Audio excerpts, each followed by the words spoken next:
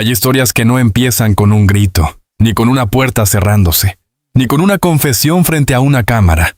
Hay historias que empiezan mucho antes, en una mirada que cambia, en una llamada que ya no se contesta con la misma voz, en una sonrisa que aparece demasiado tarde, en una ausencia pequeña que al principio nadie quiere nombrar.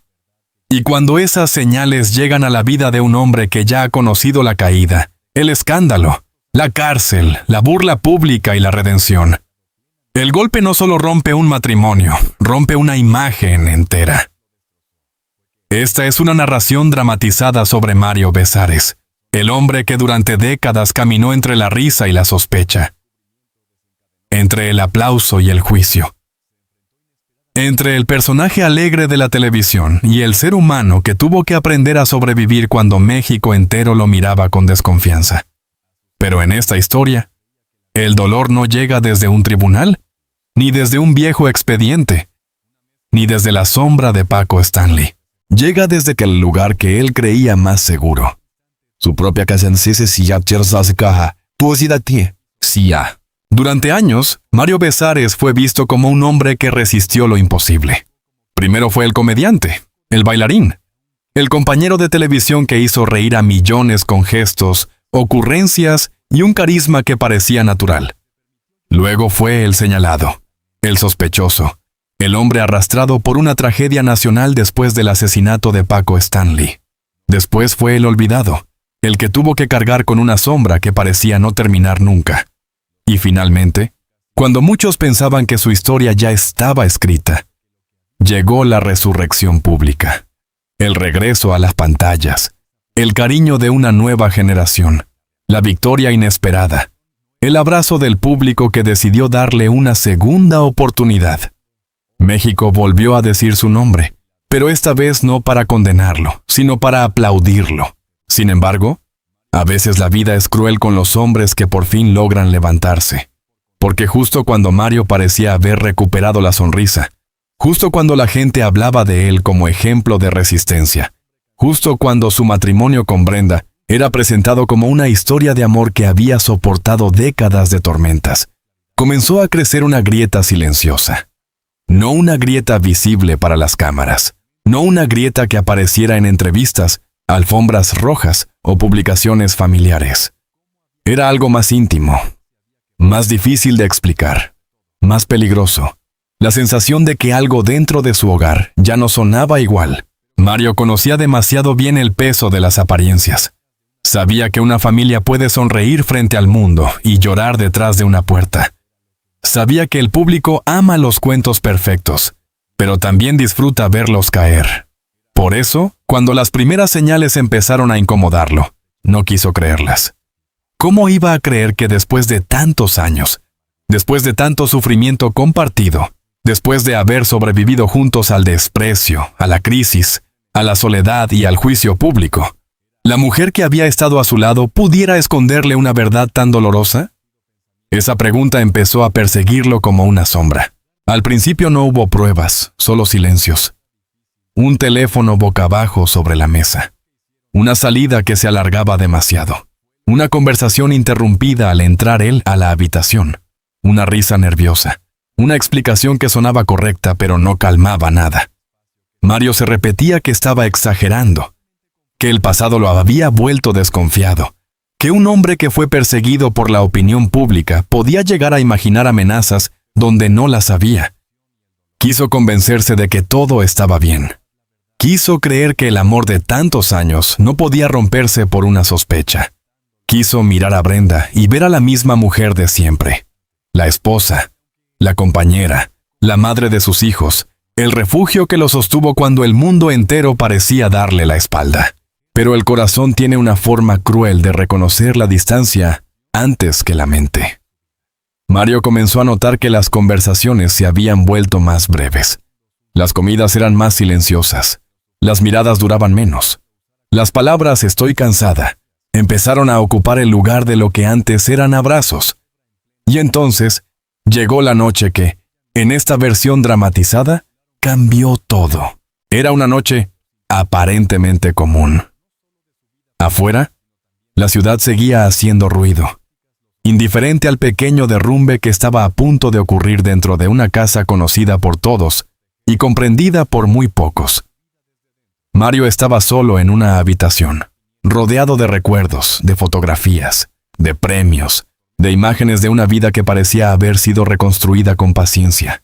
Había llegado lejos, sí. Había vuelto a ser querido. Había recuperado su nombre. Pero esa noche sintió que todo eso no servía para nada, y el lugar al que volvía ya no era hogar. Entonces apareció el mensaje. No un escándalo, no una escena de telenovela, no una prueba perfecta escrita para que el público entendiera todo en 3 segundos. Fue algo más simple, y por eso más devastador. Una frase breve, un nombre desconocido, una hora que no coincidía, una ternura que no debía estar ahí. Bastó eso para que el mundo se le detuviera. Mario no necesitó gritar, no necesitó romper nada. Solo se quedó quieto, mirando aquella pantalla como si acabara de abrir una puerta que jamás podría cerrar de nuevo. En ese instante, todo lo vivido regresó de golpe. La cárcel, los titulares, las entrevistas, las risas falsas de quienes lo juzgaron, los años en que tuvo que demostrar que aún era digno de estar de pie. Pero ningún juicio público lo había preparado para ese tipo de dolor. Porque una acusación injusta puede combatirse con abogados, con tiempo, con paciencia. Una traición del alma, en cambio, no siempre tiene defensa. Se mete en el pecho y desordena todos los recuerdos. De pronto, los años felices empiezan a ser interrogados. Las fotografías ya no parecen pruebas de amor, sino escenas de una película que tal vez uno entendió mal. Los aniversarios se convierten en preguntas. Las promesas se vuelven sospechosas. Y el hombre que había sobrevivido a la mirada cruel de un país entero empezó a preguntarse si había sido ciego dentro de su propia casa. Mario no dijo nada al principio. Ese fue su primer acto de dolor. Guardó silencio. Caminó por la casa como quien recorre un museo después de un incendio. Todo seguía en su sitio, pero nada era igual. La sala, la cocina, las fotografías familiares, los recuerdos de sus hijos cuando eran pequeños, los momentos en que Brenda le había tomado la mano en medio de sus peores crisis. Todo estaba ahí, y precisamente por eso dolía más. Porque la supuesta traición no borraba solo el presente, amenazaba con manchar el pasado entero. Cuando Brenda entró, la escena no tuvo música. No hubo público, no hubo aplausos, no hubo cámaras. Solo 2 personas frente a una verdad que ninguno de los dos estaba preparado para decir. Mario levantó la mirada. Ella entendió antes de que él hablara. A veces los secretos no se descubren por las palabras, sino por el silencio que las rodea. Él preguntó quién era ese hombre. No gritó, no insultó, no actuó como el comediante que todos conocían, ni como el personaje que tantas veces había usado la risa para defenderse del dolor. Preguntó con una calma rota, con esa calma terrible de quien ya sabe la respuesta, pero necesita escucharla para terminar de hundirse. Brenda dudó, y esa duda fue suficiente para destruir lo poco que quedaba de esperanza. En la narración pública de una pareja famosa, siempre hay una versión limpia. Atravesamos un momento difícil. Pedimos respeto. Seguimos siendo familia. El amor cambia, pero el cariño permanece. Pero dentro de una casa, las frases son menos elegantes. Dentro de una casa, el dolor no sabe redactar comunicados. Dentro de una casa, un hombre puede mirar a la mujer con la que construyó décadas de vida y sentir que está frente a una desconocida. Ella intentó explicar. Dijo que se había sentido sola. Dijo que los años habían pesado. Dijo que después de tantas batallas públicas, de tantas heridas compartidas, ambos habían aprendido a sobrevivir. Pero tal vez habían olvidado amarse de la misma forma. Dijo que aquel hombre no era lo que Mario imaginaba. Que las cosas no eran tan simples, que no todo podía reducirse a una palabra tan brutal como traición. Pero Mario ya no escuchaba igual. Cada explicación le sonaba como una cuerda demasiado delgada para sostener un edificio que acababa de caerse. Y ahí está el punto más trágico de esta historia.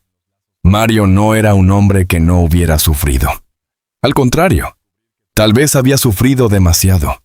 Había conocido la humillación pública, la pérdida de trabajo, el miedo al rechazo, la necesidad de empezar de nuevo cuando casi nadie quería abrirle una puerta. Por eso, al descubrir aquella herida íntima, el golpe tuvo un peso doble. No era solo el dolor de un esposo, era el cansancio de un sobreviviente que, después de tantos años de pelear contra el mundo, descubría que también debía pelear contra una verdad escondida en su propio hogar. La mañana siguiente fue peor. Las noches tienen la ventaja de parecer irreales. Uno puede creer que todo fue una pesadilla, que la oscuridad exageró las cosas, que al amanecer la vida encontrará alguna forma de ordenarse. Pero cuando Mario despertó, la casa seguía igual y él ya no era el mismo. El silencio de Brenda pesaba más que cualquier confesión. La ausencia de una explicación clara era más cruel que un grito.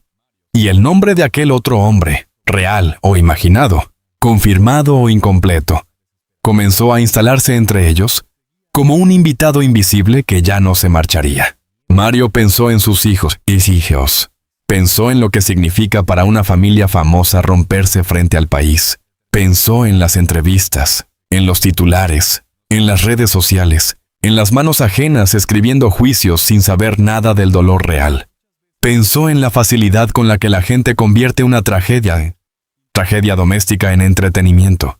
Y entendió algo terrible. Si esa historia salía a la luz, nadie iba a mirar su sufrimiento con delicadeza. Lo convertirían en espectáculo, harían memes, inventarían versiones, buscarían culpables. Unos atacarían a Brenda, otros se burlarían de él. Algunos recordarían viejos escándalos, como si el pasado diera permiso para golpearlo otra vez. Por eso decidió callar. Al menos al principio. Pero el silencio no siempre protege. A veces el silencio pudre lo que toca. Los días pasaron y Mario comenzó a apagarse. La risa, esa risa que tantas veces había sido su escudo, empezó a salir más lenta. En público seguía intentando ser el mismo. Saludaba, sonreía, agradecía el cariño, hablaba de proyectos, respondía con amabilidad. Pero quienes lo conocían de cerca notaban algo distinto. Había una distancia en sus ojos. Una fatiga antigua había regresado. Era como si el hombre que acababa de recuperar la luz volviera a caminar hacia una habitación sin ventanas. La prensa no sabía nada, pero olía algo. Los rumores, en el mundo del espectáculo, no necesitan pruebas para empezar a correr. Una fotografía sin sonrisa, una ausencia en un evento, una frase ambigua en redes, una canción compartida a medianoche. Cualquier detalle se convierte en combustible. Y pronto comenzaron las preguntas. ¿Qué pasa con Mario y Brenda? ¿Por qué ya no se ven igual? ¿Hay crisis matrimonial? ¿Existe otra persona? Se terminó la historia de amor que el público admiraba. Mario veía esas preguntas y sentía rabia, pero también miedo, porque sabía que detrás de cada rumor había una posibilidad de incendio. Y él conocía demasiado bien los incendios mediáticos. Sabía que una vez que el público decide una versión, cuesta años desmontarla. Sabía que la gente puede amar hoy y destruir mañana. Lo había vivido, lo había pagado, lo había cargado sobre la espalda durante décadas. En medio de esa tormenta, Brenda también sufría. Esta historia no la convierte en monstruo, porque la vida rara vez es tan simple. Una mujer puede equivocarse sin dejar de haber amado. Puede sentirse atrapada sin saber cómo decirlo. Puede buscar atención donde no debe, porque dentro de su casa ya no sabe cómo pedir auxilio. Eso no justifica el dolor causado, pero lo vuelve humano. Y esa humanidad es precisamente lo que hace más triste el derrumbe. Porque no se rompía una pareja de villano y víctima. Se rompía una historia larga, llena de heridas reales, de años compartidos, de hijos, de fe, de pérdidas, de intentos de reconstrucción. La supuesta presencia de otro hombre no fue, en el fondo, el único problema. Fue el símbolo. el síntoma final de una distancia que tal vez llevaba tiempo creciendo. Mario se preguntó cuántas veces había estado tan ocupado reconstruyendo su imagen pública que no escuchó el cansancio de su propia casa. Brenda se preguntó cuántas veces había acompañado la batalla de él mientras enterraba sus propias soledades. Ambos, en silencio, comenzaron a comprender que las grandes tragedias familiares rara vez nacen en un solo día. Se preparan lentamente, con conversaciones evitadas, con caricias postergadas, con heridas que nadie atiende porque todos están demasiado ocupados sobreviviendo. Pero el público no entiende matices cuando huele escándalo. El público quiere una frase brutal, una imagen clara, un culpable. Ella lo traicionó. Él no supo cuidarla. Ese hombre destruyó un matrimonio.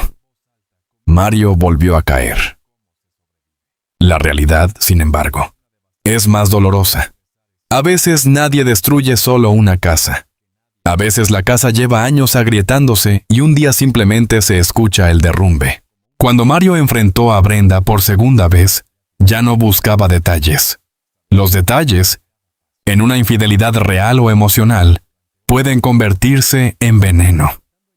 Quería una respuesta más simple. ¿Todavía había algo que salvar? Esa pregunta fue más dura que la primera. Porque descubrir una traición puede provocar rabia, pero preguntar si todavía existe amor obliga a mirar el vacío de frente. Brenda lloró. Mario también, no como personaje público, no como celebridad, no como figura de televisión, sino como dos personas cansadas que se daban cuenta de que el amor no siempre muere por falta de historia. A veces muere por exceso de heridas. Él recordó los primeros años. La juventud, la prisa, el matrimonio, los sueños, los hijos, los programas, las risas. Recordó cuando Brenda era refugio y no pregunta.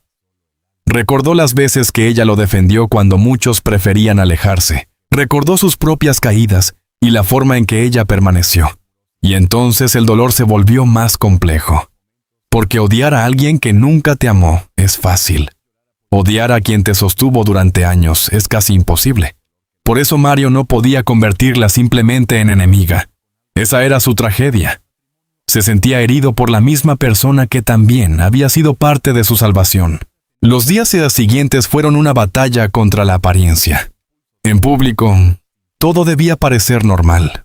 En privado, cada conversación parecía caminar sobre vidrios. Hablar del futuro era difícil. Hablar del pasado era peor. Dormir en la misma casa se volvió una forma de tortura silenciosa. La confianza, una vez rota, no desaparece como un vaso que se barre del suelo. Se queda en fragmentos. Uno puede intentar pegarlos, pero siempre quedan bordes que cortan. Mario comenzó a escribir. No comunicados, no discursos, no declaraciones para la prensa. Escribía para no explotar. En hojas sueltas, en notas del teléfono, en frases que tal vez nunca mostraría a nadie, intentaba ordenar lo que sentía. Escribía que había perdonado muchas cosas en la vida, pero no sabía si podía perdonar sentirse reemplazado. Escribía que el dolor de un hombre mayor no siempre se nota porque la sociedad espera que aguante en silencio. Escribía que la risa puede ser una máscara muy pesada cuando por dentro uno está cayéndose. Y entonces llegó la decisión más difícil: no correr hacia las cámaras. No usar el escándalo como arma. No destruir públicamente a la mujer con la que había compartido su vida. Mario entendió que podía hablar y provocar un terremoto. Podía insinuar. Podía llorar frente a un micrófono. Podía dejar que el país eligiera bando. Y quizá muchos lo apoyarían. Quizá otros se burlarían. Pero al final, ¿qué ganaría? ¿Venganza? ¿Compasión? Más titulares. Él ya sabía que los titulares no curan. Los titulares solo alimentan a otros. En esta versión dramatizada, su final trágico no es la muerte, ni la desaparición, ni una caída espectacular frente a las cámaras. Su final trágico es más silencioso. Es descubrir que después de haber recuperado el cariño de millones, tal vez había perdido la paz dentro de su propia casa. Es sonreír en público mientras por dentro se pregunta si todo lo construido durante décadas fue suficiente. Es mirar una fotografía familiar y no saber si abrazarla o guardarla en un cajón. Es entender que el aplauso de un país entero no puede reemplazar la confianza de una sola persona. El otro hombre, el supuesto tercero en la historia, termina siendo casi secundario. Porque en los dramas reales, el tercero muchas veces no es la causa, sino el espejo. El espejo donde una pareja ve lo que ya no quería mirar. Mario pudo haber odiado ese nombre, pudo haberlo imaginado como enemigo, pudo haberlo convertido en responsable de todo. Pero con el tiempo comprendió que ninguna persona externa entra en una relación feliz sin encontrar antes una puerta abierta por la soledad, por el descuido o por el silencio. Y esa verdad dolía más, porque ya no permitía culpar solamente al extraño. Brenda, por su parte, tuvo que enfrentar su propio juicio, no el juicio de los medios, sino uno más íntimo. Mirarse al espejo y preguntarse en qué momento dejó de hablar con claridad. En qué momento la mujer fuerte, alegre, visible, acostumbrada a sostener una familia bajo presión, empezó a sentirse tan sola que una atención externa pudo confundirse con escape. ¿En qué momento el matrimonio se convirtió en costumbre? ¿En qué momento el amor dejó de ser hogar y se volvió una fotografía que ambos mantenían por miedo a decepcionar al público? Los hijos, aunque adultos, también quedan en el centro de este tipo de terremotos. Porque cuando una pareja famosa se rompe, los hijos no solo sufren la separación emocional, sufren el ruido del mundo. Sufren las preguntas, los comentarios, las versiones inventadas, la invasión de desconocidos que creen tener derecho a opinar sobre su familia. Mario sabía eso. Brenda también. Por eso, incluso en medio del dolor, hubo una frontera que ambos intentaron no cruzar. No convertir a sus hijos en rehenes del escándalo.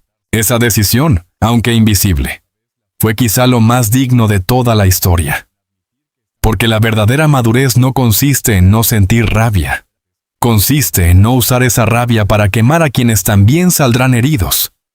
Mario podía estar destrozado, pero no quería que su dolor se transformara en herencia amarga para sus hijos. No quería que la historia familiar terminara reducida a una palabra: infidelidad. Porque una vida de más de 3 décadas no cabe en una sola acusación, por dolorosa que sea. Con el tiempo, Mario comprendió que había 2 caminos. El primero era quedarse atrapado en la pregunta: ¿por qué me hizo esto? Ese camino podía durarle años. Podía llenarlo de resentimiento. Podía volverlo duro, desconfiado, incapaz de mirar hacia adelante. El segundo camino era más difícil: aceptar que incluso las personas que amamos pueden rompernos. Y que uno debe decidir si esa ruptura será tumba o lección.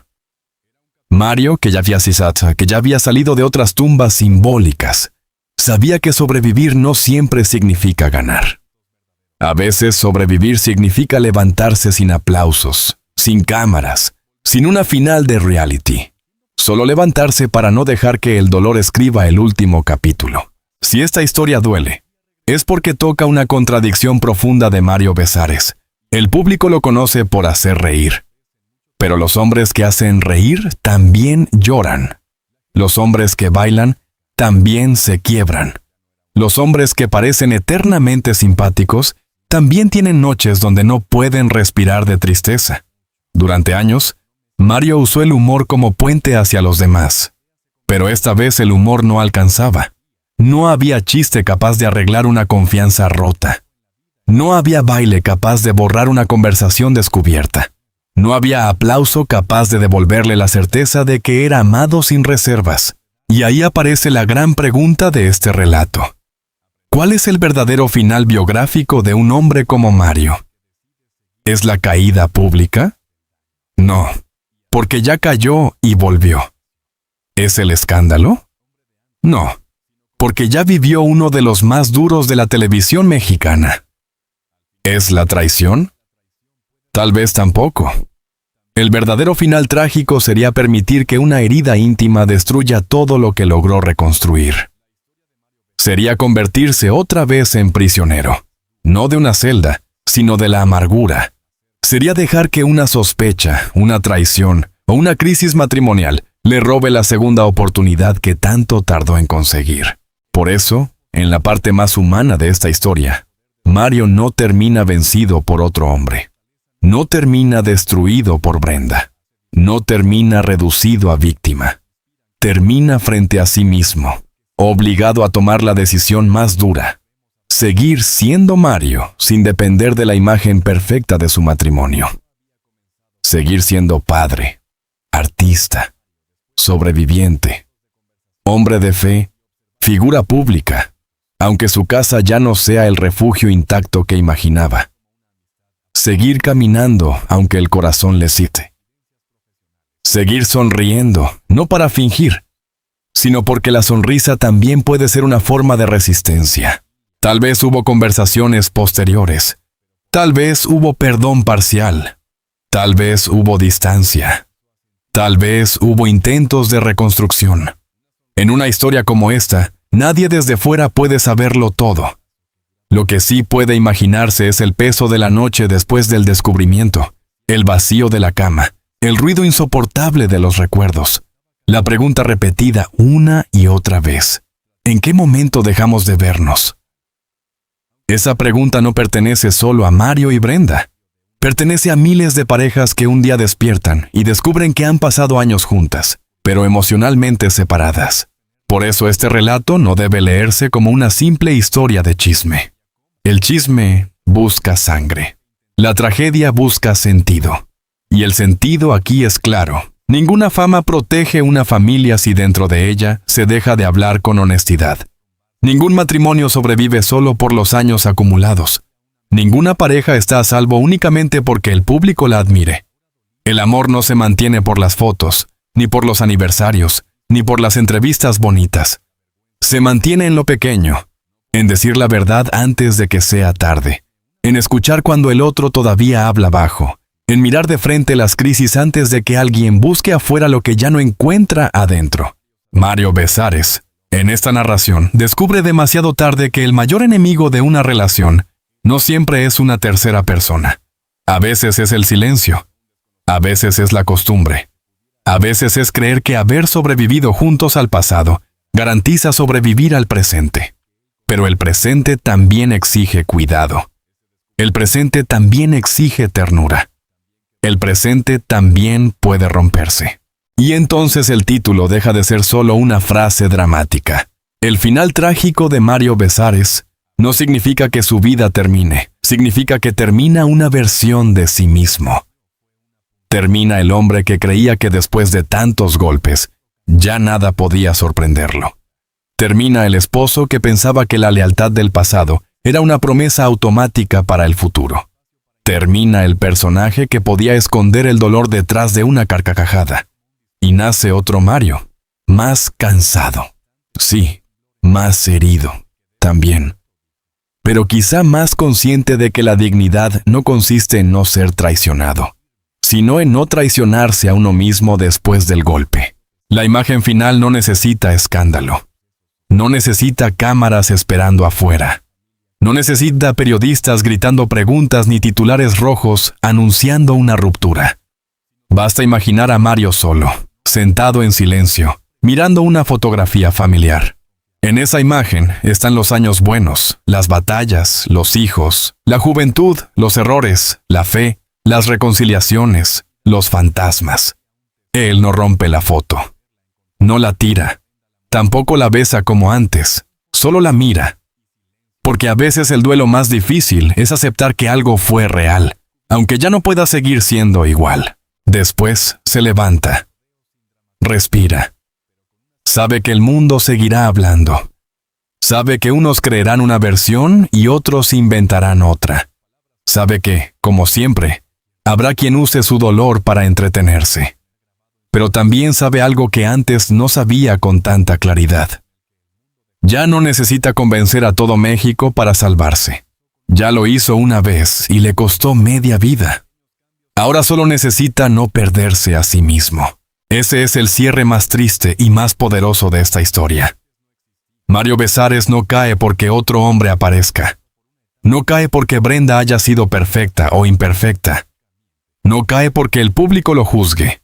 Cae por un instante, como caen todos los seres humanos cuando el amor les rompe una certeza. Pero si algo ha demostrado su vida, es que caer no siempre es el final. A veces caer es la forma brutal en que la vida nos obliga a decidir quiénes somos cuando ya no queda una imagen que proteger. Y Mario, el hombre que México vio bailar, reír, llorar, hundirse y renacer, queda frente a la pregunta más íntima de todas. Después de perder la confianza en alguien más, ¿podrá volver a confiar en la vida? La respuesta no llega en un comunicado, no llega en una entrevista, no llega en un reality.